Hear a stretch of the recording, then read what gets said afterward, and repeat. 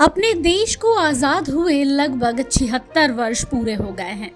हम 77वें वर्ष में प्रवेश कर चुके हैं। देश में अमृतकाल का दौर भी चल रहा है।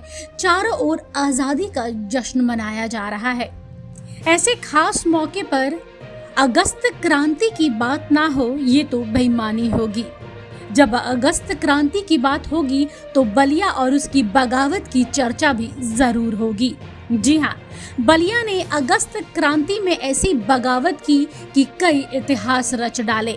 आजादी के आंदोलन में उसे बलिया क्रांति के नाम से भी जाना जाता है। आज इसी अगस्त क्रांति और बलिया क्रांति पर हम चर्चा करेंगे। इसमें बताएंगे कि आखिर बलिया बागी कैसे हो गया। दरअसल वह साल था 1942।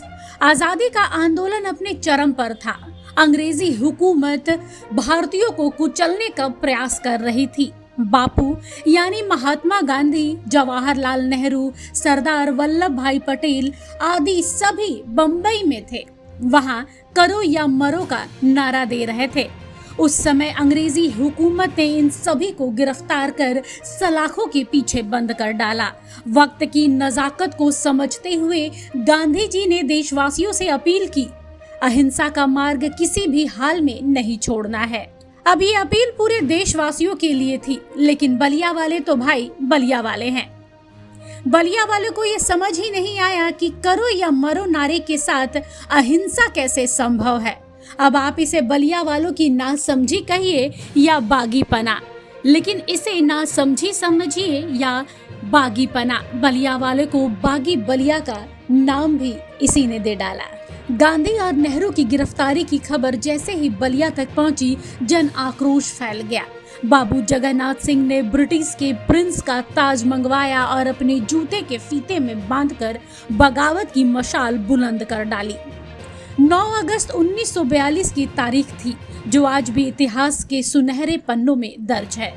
यही वो तारीख है जब बलिया खुद बागी बन गया, लेकिन पूरे भारतवर्ष के लोगों को अंग्रेजी हुकूमत के जुर्म और अन्याय के खिलाफ बगावत करना भी सिखाया। इसके बाद चाहे असहयोग आंदोलन रहा हो, सविनय अवज्ञा आंदोलन रहा हो, नमक सत्याग्रह रहा हो या झंडा सत्याग्रह, हर जगह बलिया के लोगों ने बढ़ चढ़कर हिस्सा लिया। गंगा नदी और घाघरा नदी के बीच बसा बलिया हजारों साल पुरानी सभ्यता और संस्कृति को समेटे हुए है।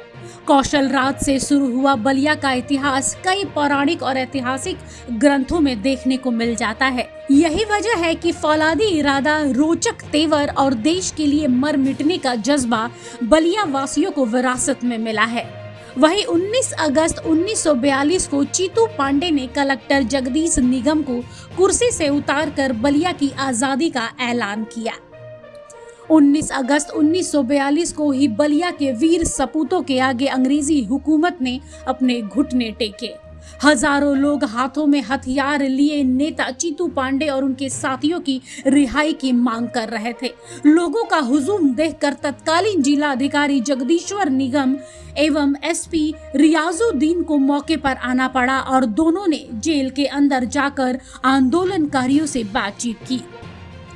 इसके बाद चीतू पांडे, राधा मोहन व विश्वनाथ चौबे को तत्काल ही जेल से रिहा करना पड़ा, जिसके बाद चीतू पांडे के नेतृत्व में कलेक्ट्रेट सहित सभी सरकारी कार्यालयों पर तिरंगा झंडा फहराया गया।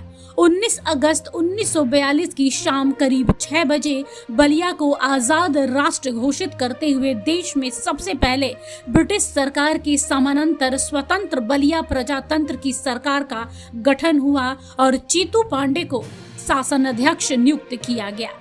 चीतू पांडे ने 22 अगस्त 1942 तक यहाँ सरकार भी चलाई, लेकिन 22 अगस्त की रात ब्रिटिश सरकार के गवर्नर जनरल हैलट ने वाराणसी के कमिश्नर नेदरसोल को बलिया का प्रभारी जिलाधिकारी बनाकर भेजा।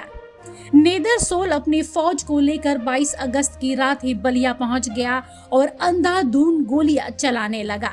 कई मासूम लोगों की निर्मम हत्या हुई, जिसमें 84 क्रांतिकारी शहीद भी हुए।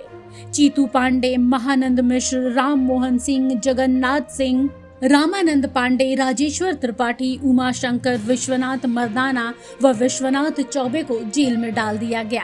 लेकिन इतिहास के कभी न मिटने वाले पन्नों पर यह तारीख स्वर्णिम अक्षरों से लिख दी गई। तारीख थी 19 अगस्त 1942। बलिया से बागी बलिया बनने का इतिहास रहा। ब्यूरो रिपोर्ट, सूत्रकार समाचार।